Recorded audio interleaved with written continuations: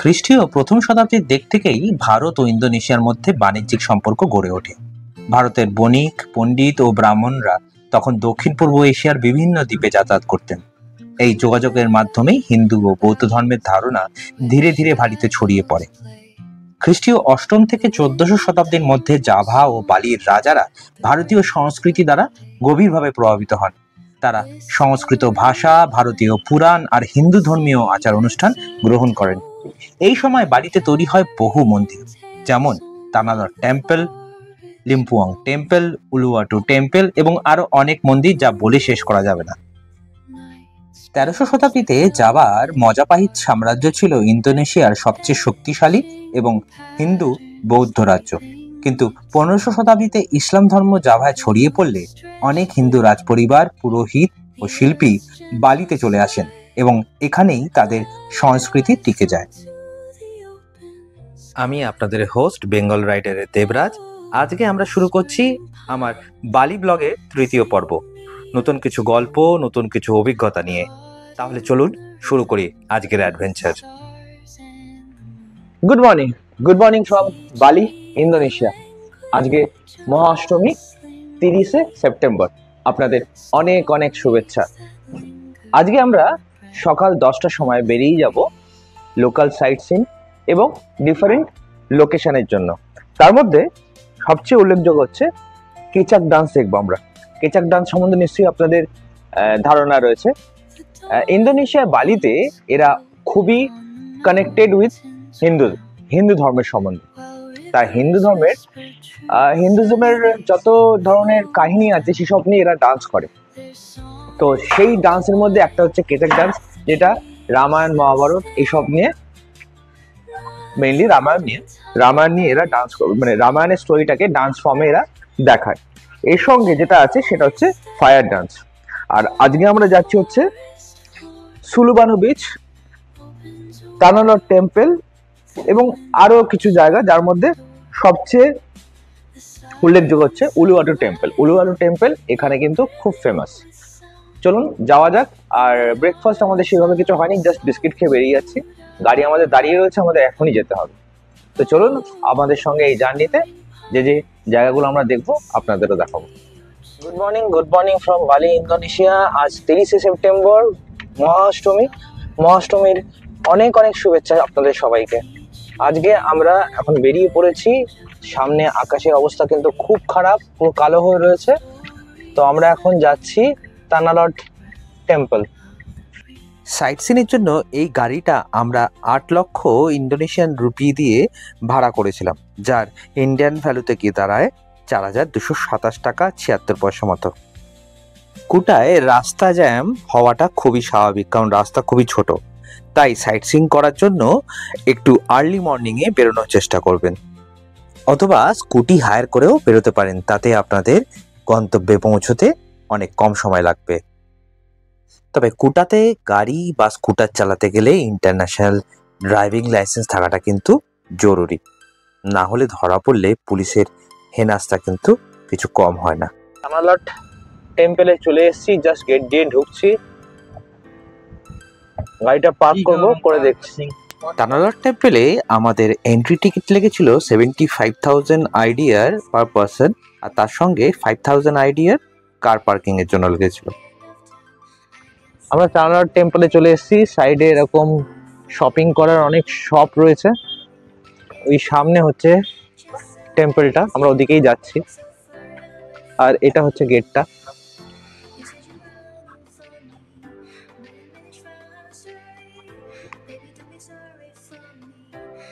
প্রাচীন বালিনিজ রাজারা চিত্রকলা, ভাস্কর্য, নৃত্য ও সঙ্গীতের বিকাশে বড় ভূমিকা রাখেন। তারা শিল্পীদের মন্দির ও প্রাসাদের অলঙ্করণে যুক্ত করেন, ফলে প্রতিটি প্রজন্মেই শিল্পচর্চা বেড়ে ওঠে। বালির প্রকৃতি এত সুন্দর, ধানক্ষেত, পাহাড়, সমুদ্র, আগ্নেয়গিরি, এই যে সৌন্দর্য শিল্পীদের অনুপ্রেরণা দেয় প্রতিদিন। তাদের চিত্রকলা, কাঠের কাজ, এমনকি কাপড়ের ডিজাইনেও প্রকৃতির উপাদান স্পষ্টভাবে দেখা যায়।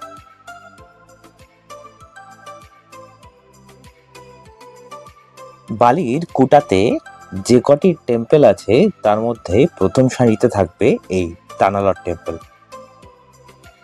ইন্দোনেশিয়ান ভাষায় তানালট হলো সমুদ্রের মাঝভূমি। এই মন্দিরটি একদম সমুদ্রের পাথরের ওপর, যা জোয়ারের সময় পুরোপুরি জলে ঘেরা থাকে, আর ভাটার সময় হাঁটতে হাঁটতে পৌঁছানো যায় এই মন্দিরে। এই তানালট মন্দিরটি মূলত সমুদ্র দেবতা দাং হ্যাং নিরাথাকে উৎসর্গ করে নির্মাণ করা হয়েছে। ধারণা করা হয় তিনি 1600 শতাব্দীতে এখানে এসে এই পবিত্র স্থানটি প্রতিষ্ঠা করেন। অনেকে আবার এই মন্দিরটিকে বরুণ দেবতার মন্দির বলেও মনে করেন। মন্দিরের উপরে ওঠার একমাত্র অধিকার স্থানীয় মানুষদের। ট্যুরিস্টদের জন্য ভেতরে ঢোকার কোনো অনুমতি নেই। এই সামনে গুহার মধ্যে একটা স্প্রিং ওয়াটার আছে, যেটাকে হলি ওয়াটার বলা হয়, আপনি সেই পর্যন্ত যেতে পারবেন। আমার পিছনে হচ্ছে তানালট টেম্পল। এখানে আসতে গেলে আপনাদের একটু খেয়াল রাখতে হবে যে জোয়ার ভাটা কখন। ভাটার সময় এখানে আসতে পারবেন, জোয়ারের সময় কিন্তু আসতে পারবেন না। তো সেটা মনে রেখে অবশ্যই তানালট টেম্পলে আসবেন।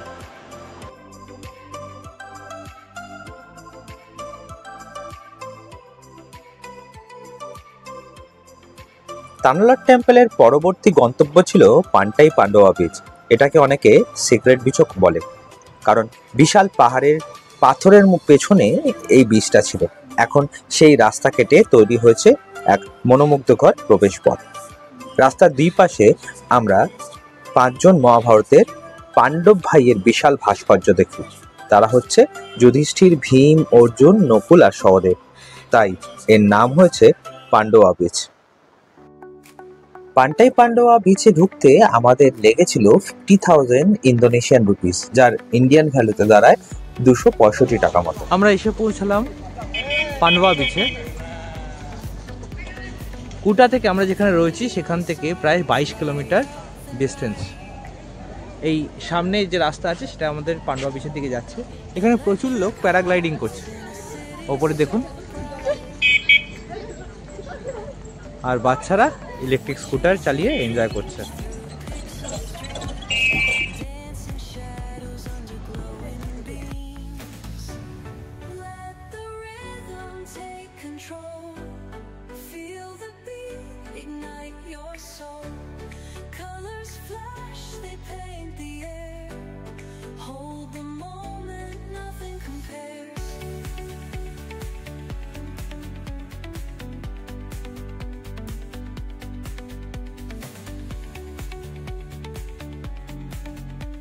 পান্ডোয়া বিচে এসে যেটা আমার মনে হলো, বা যে ভাইবসটা আমার মনে হচ্ছে এখানে, as similar as Goa sea বিচে যেরকম লাগে সেরকম। রাস্তার ধারে দোকানে ডাব বিক্রি হচ্ছে, এ পাশে সানবার্ন নেওয়ার জন্য অনেক সিট রেখে দেওয়া হয়েছে, আর পাশেই সমুদ্র, এদিকে গাছও রয়েছে। গাছের তলায় বেশ মনোরম পরিবেশ। ওয়েদারও খুব একটা যে গরম তা নয়, প্লেজেন্ট ওয়েদার।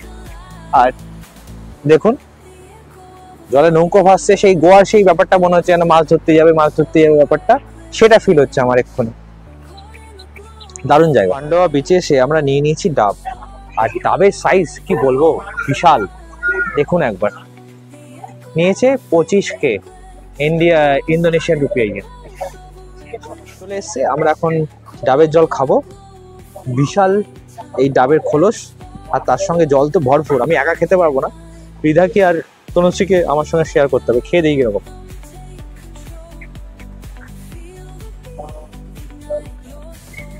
প্রচুর মিষ্টি, খুব সুন্দর, খুব সুস্বাদু।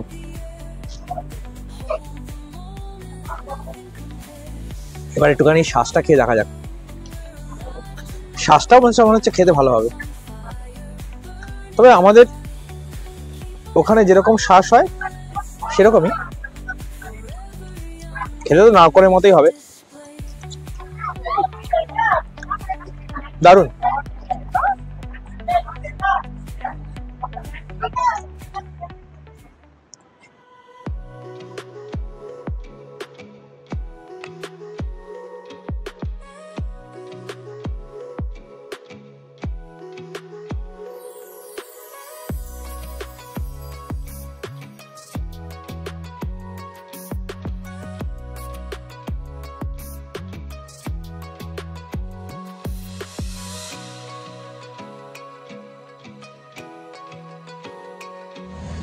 আমরা এখন যাচ্ছি সুলুবান বিচের দিকে।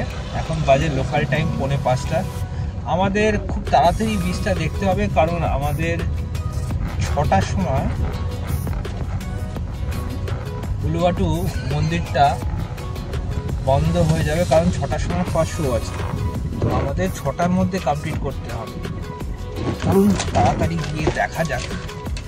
মন্দিরটা দেখতে হবে, প্লাস বিচটাও দেখতে হবে। এটা শেষ করে তাড়াতাড়ি হয়ে যাবে।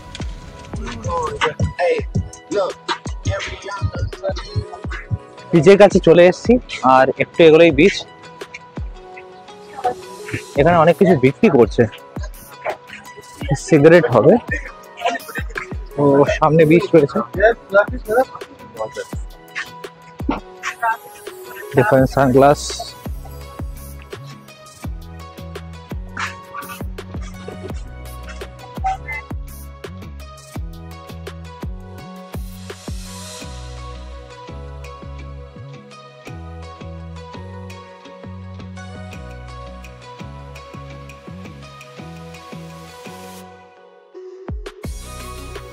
এই সুলুবান বিচটা দেখতে যতটা সুন্দর, কিন্তু এর বিচ পর্যন্ত যাওয়া কিন্তু বেশ কষ্টকর এবং রাস্তা বুঝে যাওয়াটা বেশ কঠিন ব্যাপার। কারণ আপনার এই বিচে যাওয়ার জন্য কোনো দিক নির্ণয় করা নেই, এবং রাস্তার ধারে বা এই পথ চলতি রাস্তার ধারে যে দোকানগুলো দেখছেন, সেগুলো দেখে আপনি বুঝতে পারবেন না যে আপনি সঠিক রাস্তায় যাচ্ছেন কি যাচ্ছেন না। ওই সমুদ্র থেকে যারা আসছে তাদের দেখে যদি আপনার একটু রিয়েলাইজ হয় যে আপনি সঠিক রাস্তায় যাচ্ছেন কিনা। আর একটা জিনিস অবশ্যই মনে রাখবেন, যাদের হাঁটুতে প্রবলেম আছে বা যাদের হাঁটতে প্রবলেম আছে, তারা এই বিচটা অ্যাভয়েড করতে পারেন। আর স্নান করার জন্য এর থেকে বোধহয় ভালো বিচ আর হয় না। তবে গোলকধাঁধা রাস্তার জন্য আপনি কিন্তু একটা জিনিস মনে রাখবেন, আপনার সঙ্গে যে ফ্যামিলি মেম্বার যাবে তাদেরকে কিন্তু সঙ্গে নিয়ে হাঁটার চেষ্টা করবেন, নালে হারিয়ে যাওয়ার সম্ভাবনা থাকবে। আমি আমার দর্শক বন্ধুদের একটা জিনিস জানাতে চাই, যারা এই বালি ট্রিপ করেন তারা উলুবাটু টেম্পল তো অবশ্যই যান, কিন্তু এই সুলুবান বিচে যান না। আমি এখানে গিয়ে হয়তো একজন ইন্ডিয়ানকে দেখেছি, ম্যাক্সিমামই ইউরোপিয়ান বা আদার এশিয়ান কান্ট্রি থেকে আসা টুরিস্ট। ইন্ডিয়ান কিন্তু আমি সেভাবে দেখিনি, কারণ আমি যত ব্লগ দেখেছি এর আগে, সেখানে আমি কোনো ব্লগারকে এই সুলুবান বিচটা এক্সপ্লোর করতে দেখি। আমার মতে যারা বালিতে যাবেন এবং পুটার থেকে উলুবাটু টেম্পল ভিজিট করবেন, তারা কিন্তু এই অবশ্যই সুলুবান বিচটাকে তাদের আইটেনারিতে রাখবেন। অত্যন্ত ভালো জায়গা দেখার জন্য। যারা নিউলি ম্যারিড কাপল বা যারা প্রি ওয়েডিং করতে ভালোবাসেন, তাদের জন্য এই জায়গাটা কিন্তু খুব ভালো। অথবা যারা পোস্ট ওয়েডিং শুট করতে চান বা যারা হানিমুন করতে চান, তাদেরকে কিন্তু এই জায়গাটা একদম মিস করা উচিত নয়। আর যারা স্নান করতে চান তারাও আসতে পারেন। স্নান করার জন্য বেশ হাতে সময় নিয়ে আসবেন। মানে আমরা তো প্ল্যান করেছিলাম উলুবাটু টেম্পলে কেচাক ডান্স দেখবো, সেই জন্য আমাদের এখানে স্নান করার কোনো প্ল্যান ছিল না। কিন্তু সত্যি কথা বলছি, আমার কাছে যদি স্নান করার সেরকম কোনো জিনিসপত্র থাকতো, আমি অবশ্যই এখানে স্নান করতাম। ইউরোপিয়ান কান্ট্রি থেকে ম্যাক্সিমাম যারা আসেন তারা এখানে কিন্তু সি সার্ফিং করেন। আর এই যে ডান দিকের পাহাড়টা দেখছেন, ঠিক এর উপরে একটা ইনফিনিটি পুল রয়েছে। এখান থেকে এই জায়গাটা কিন্তু দেখতে বেশ ভালো লাগে, কিন্তু ওখানে ইনফিনিটি পুল অ্যাক্সেস করতে গেলে আপনাদের কিন্তু মোটা টাকা খরচা করতে হবে। তবে এখান থেকে দাঁড়িয়ে আপনারা কিন্তু বেশ ভালো সানসেট এনজয় করতে পারেন। আমাদের সেদিনকে কেচাক ডান্স দেখতে যাওয়ার কথা ছিল, সেই জন্য এখান থেকে আমাদের সানসেট এনজয় করার মতো টাইম কোনোটাই ছিল না। আমরা এখানে এসে আমরা এখান থেকে গাড়ি করে আবার ফিরে গেছিলাম উলুবাটু টেম্পলে, কারণ আমাদের কেচাক ডান্স দেখার ছিল। এখান থেকে কিছুটা এগিয়ে ঠিক ডান দিকে একটা রক আছে, সেখান থেকে আরো ভালো লাগে জায়গাটা দেখাতে। দেখুন, দেখাচ্ছি একটু পরে।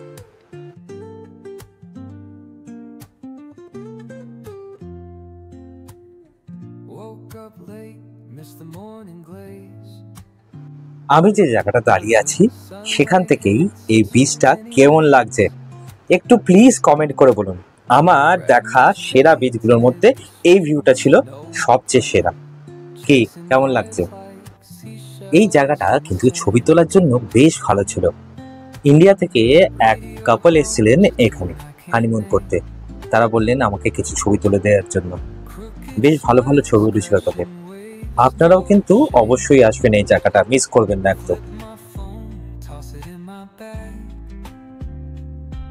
Today's for us, no time to lag.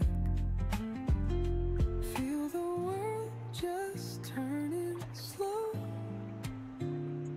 Let the breeze tell us where to go. জায়গাটা কিন্তু আমার অসাধারণ লাগলো।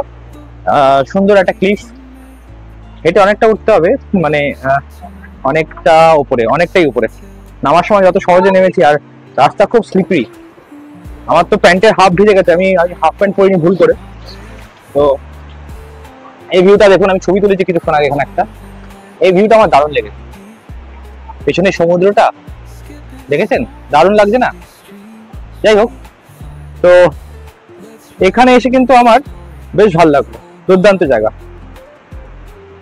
আন্দামানে যেটা হাওড়া ব্রিজ বলে আমার একটা অন্য ব্লগে আছে, যেটা আন্দামানের ব্লগে দেওয়া আছে, ওই হাওড়া ব্রিজ টাইপের আমার লাগলো।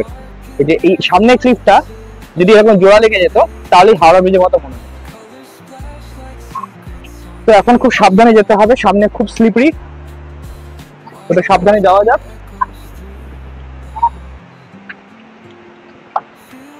রিধা তনুশ্রী আসেনি আমার সঙ্গে, কারণ ওদের শু পড়ে এসছে বোকার মতো, সেজন্য ওরা এত দূর আসতে পারলো না।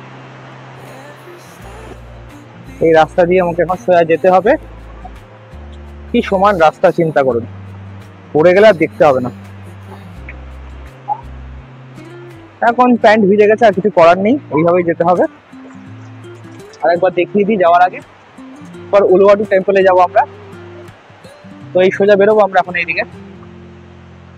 এখন আমরা যাচ্ছি বহু অপেক্ষাকৃত আমাদের এক ডেস্টিনেশন, যেটা আমার এখানে মানে বালিতে আসার আগে আমার খুব দেখার ইচ্ছে ছিল, সেটা হচ্ছে কেচাক ডান্স। কেচাক ডান্স সম্বন্ধে আমি একটা আগে ভুল কথা বলেছিলাম, সেটা হচ্ছে যে এখানে খালি রামায়ণের স্টোরি দেখানো হয়, খালি রামায়ণ না, মহাভারতের স্টোরিও এখানে দেখানো হয় ডান্স ফর্মে। আমাদের অনলাইন টিকিট গতকাল কাটা আছে, 2500 টাকা মতো নিয়েছে। আর তার সঙ্গে আমাদের এখন যে কাজটা করতে হবে সেটা হচ্ছে অনলাইন টিকিট আমরা কেটেছি, পেপার টিকিট আমাদের নিতে হবে। পেপার টিকিট নিয়ে উলুবাটু টেম্পলে যে মন্দিরটা সেটা দেখতে হবে, দেখে 6টার মধ্যে বেরিয়ে আসতে হবে, কারণ 6টার সময় থেকে আর একটা মানে ফার্স্ট উলুবাটুতে যে কেচাক ডান্স হয় সেটা ফার্স্ট শো হচ্ছে 6টায়। আমরা 7টার স্লট কেটেছি, তো আমাদের ওই 1 ঘন্টা বাইরে বসতে হবে বা কোথাও ঘুরতে হবে। যাওয়া যাক, দেখা যাক কি করা যায়, কতটা মন্দির ঘুরে দেখতে পারি, দেখা যাক। চলুন আমাদের সঙ্গে, আর আপনাদের দেখাই কেচাক ডান্স আর উলুবাটু টেম্পল। এখনই অলরেডি অনেক ভিড়, লোকজন আসতে শুরু করে দিয়েছে। আমরাও চলেছি উলুবাটু টেম্পলের দিকে। এই সোজা গিয়ে আগে আমরা পেপার টিকিট কালেক্ট করব, অনলাইন টিকিট দেখিয়ে তারপর আমরা মন্দিরের ভেতরে ঢুকবো। অনলাইন টিকিটের জন্য এই সামনে এখানে যেখানে দেখালাম, এটা লাইন দিতে হবে। ও আচ্ছা, সারেঙ্গি পড়তে হবে, সারেঙ্গি বলে না এটাকে? হ্যাঁ, সারাং, সারাং, আমাদের সারাং পড়তে হবে। সারাং পরে তারপরে ভেতরে ঢুকতে হবে। তো চলুন সারাং পরা যাক, পরে ভেতরে ঢুকতে হবে। তারা এই যে এরকম একটা ড্রেস পরতে হবে, সারাং। আর যারা কম শর্ট ড্রেস ওর মতো, বা আমাকে দেখো, আর এরকম যারা একটু হাঁটুর নিচে পড়বে তাদের এরকম খালি কোমরে বাঁধলেই হবে। আমাদের মোটামুটি 50,000 করে টিকিট লাগছে, যারা বাচ্চা তাদের 30,000, আর সেটা 3 থেকে 10 বছরের জন্য। আর অ্যাডাল্ট যারা তাদের 50,000 ইন্দোনেশিয়ান রুপি। ইন্দোনেশিয়াতে কিন্তু যে কোনো টেম্পলের ভেতরে, মানে আমরা মন্দির বা টেম্পল বলতে যা বুঝি, যে একটা কংক্রিট বা যে কোনো কিছুর একটা কনস্ট্রাকশনের ভেতরে কোনো একটা ভগবানের মূর্তি থাকে, কিন্তু এইখানে সেইভাবে মূর্তি আমার কিন্তু কোনো মন্দিরে চোখে পড়েনি। আর এছাড়া আরো একটা জিনিস আপনাদের জানিয়ে রাখি, এখানে কিন্তু যে কোনো মন্দিরে ইন্দোনেশিয়ান লোকাল যারা আছে তাদের ছাড়া টুরিস্টদের জন্য কোনো মন্দিরেই কিন্তু প্রবেশ করা যায় না, প্রবেশে নিষেধাজ্ঞা আছে। এখানে মন্দিরের ভেতর বলতে আমি মন্দিরের গর্ভগৃহের কথা বলতে চেয়েছি। ভারতবর্ষে যেরকম মন্দিরের গর্ভগৃহে ঢুকে হিন্দুরা পুজো করতে পারে, এখানে কিন্তু ইন্দোনেশিয়ান লোকাল যারা আছে তারা ছাড়া বাইরে থেকে হিন্দুরা এসে মন্দিরের গর্ভগৃহে ঢুকে পুজো করতে পারে না। আর এখানকার মানুষজন, এখানকার হনুমান বা বাদর যাই বলুন না কেন, তাদের কিন্তু আমাদের হনুমানজির স্বরূপ বিশ্বাস করে তাদেরকে ভালোবাসে, শ্রদ্ধা করে এবং পুজো করে। উলুয়াটু টেম্পল বালির অন্যতম প্রাচীন ও পবিত্র সমুদ্র টেম্পল, যা 11শো শতকে জাভানিজ পুরোহিত এম্পু কুতুরা দ্বারা প্রতিষ্ঠিত বলে মনে করা হয়। মন্দিরটি একটি 70 মিটার উঁচু ক্লিফের উপর অবস্থিত, যেখান থেকে ভারত মহাসাগরের অপূর্ব দৃশ্য দেখা যায়।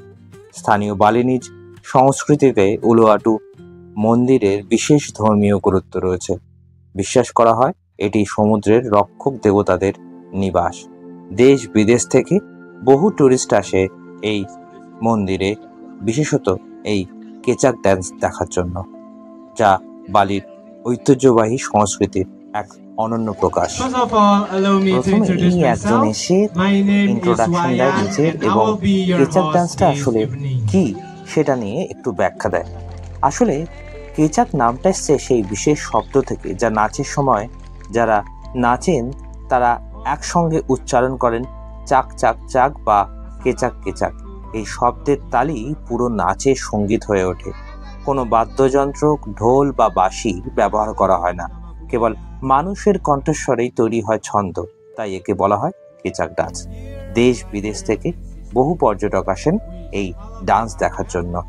এই নাচের উৎপত্তি মূলত 1930-এর দশকে বালিতে, যখন এক জার্মান শিল্পী ওয়াল্টার স্পাইস স্থানীয় বালিনিজ পুরোহিতদের আধ্যাত্মিক সংহ্যাং নাচ থেকে অনুপ্রাণিত হয়ে এটি পর্যটকদের উপযোগী রূপে উপস্থাপন করেন।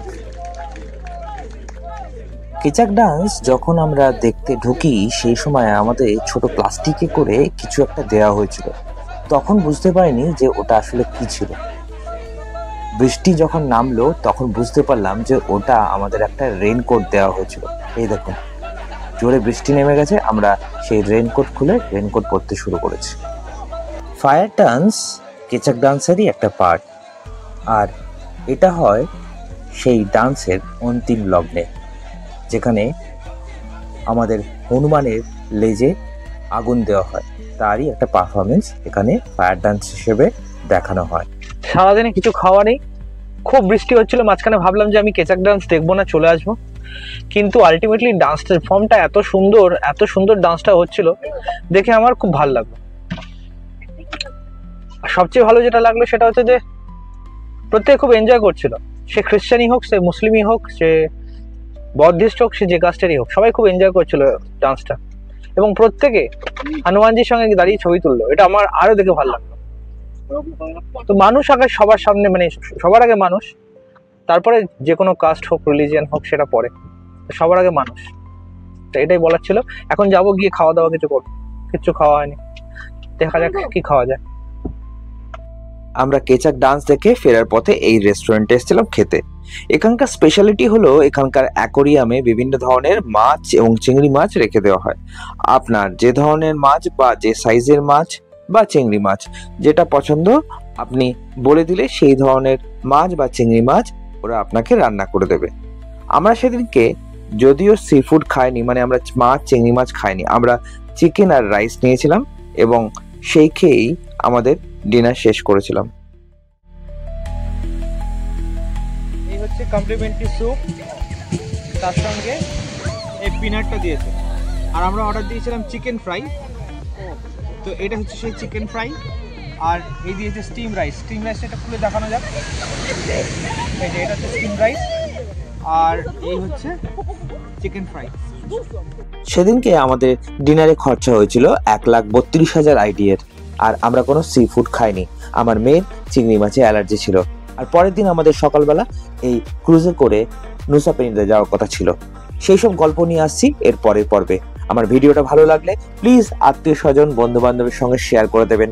ইউটিউবে প্রথমবার দেখলে চ্যানেলটা প্লিজ সাবস্ক্রাইব করে দেবেন এবং বেল আইকনটা প্রেস করতে কিন্তু একদম বলবেন না। আর যারা ফেসবুক বা ইনস্টাগ্রামে দেখছেন তারা আমার পেজটাকে প্লিজ ফলো করে দেবেন। অসংখ্য ধন্যবাদ। আপনাদের একটা লাইক, একটা ফলো আমাকে আরো ভালো ভিডিও বানাতে অনুপ্রেরণা যোগাবে। সাথে থাকবেন। অনেক অনেক ধন্যবাদ আপনাদের সবাইকে। আসছি পরের পর্ব নিয়ে খুব শিগগিরই।